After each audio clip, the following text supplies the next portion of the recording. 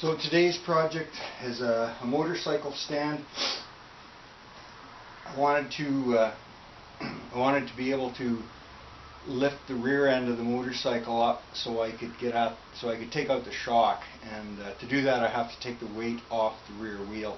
I had done it before using a combination of a floor jack and jack stands, but it's not that stable, and it was hard to set up, and then once you got it all set up you had a lot of junk in the way, making it hard to work on things. So this was put together almost completely out of scraps material that I had lying around already. The two arms are 1.5 inch by 0.65 wall mild steel that I had bought from a scrapyard to make another stand, and this was just some leftover material. So this arm, and the cross arm are 1.5 inch by 0.65 wall. The part that slides inside happened to be, I think it's probably 1 inch pipe.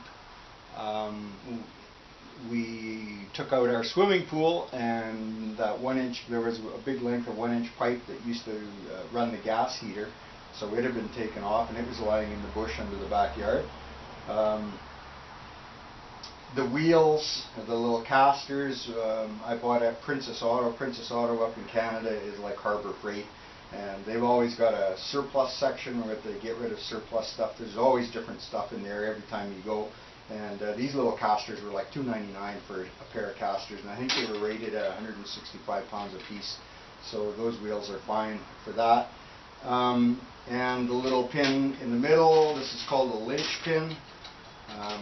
Again, that was from Princess Auto too, so it just slides in and snaps over and holds it in place. And then the cross beam is actually a 3-foot 3/8 inch drive extension. Again, I bought that at Princess Auto years ago for like $2.99 clearance section, and it's kind of nice to have around when you're working on your car where you need to work on something down in the engine bay, and you can actually put a socket on and reach way down inside and still work from outside the car. But it also happened to fit through the middle of the swing arm just perfectly, and works fine here. Nice and strong material, so good. So I'll show you how this works. So the way this works is simple enough. We just set it in position.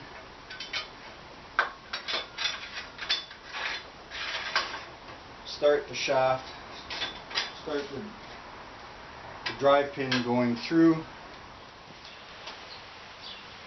Over here on the other side,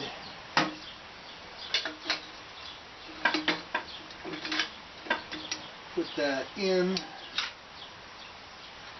get our pin in place.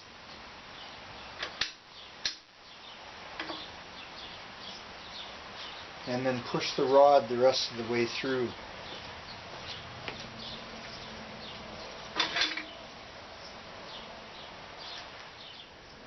There's a fair amount of weight on it as it has to go over center, so I found an extension works well. And again, a piece of scrap tubing that I had off of a piece of lawn furniture at one point. So then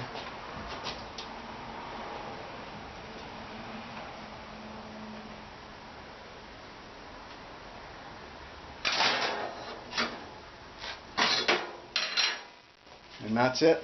Rear wheel's off the ground.